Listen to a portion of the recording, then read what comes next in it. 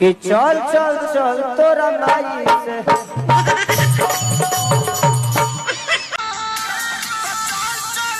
अरे जियो दोस्तों, आप देख रहे हैं राइट भोजपुरी। आप लोगों को फिर से एक बार राइट भोजपुरी चैनल में स्वागत है। तो दोस्तों, आप लोगों को पता होगा कि आज एक पवन सिंह का गाना आया है और इस गाना के पंच लाइन को खेसारी लाल यादव ने बहुत पहले ही अपने स्टेज शो पर गा दिए थे। चल चल तोरा माई से कहतनी। और इसके बारे में अखिलेश कश्यप ने देखिए पोस्ट करके क्या लिखे हैं। जा रे डर तो आज देख लेनी जा। और हंसते हुए लिखते हैं कि साल भर पहले के गा के धैल गाना जो हिट मशीन ने रिजेक्ट कर दिया था। का प्रियांशु तू जल्दीबाजी में रहेला, भाग मर दे। तो दोस्तों, ये गाना खेसारी लाल यादव साल भर पहले ही गाकर इस गाना को रिजेक्ट कर दिया था, जो कि चलिए आपको प्रूफ दिखाते हैं। ये वीडियो देखिए पहले।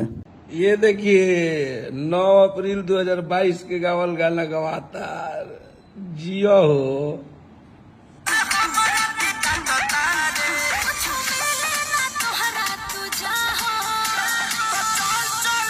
अरे जियो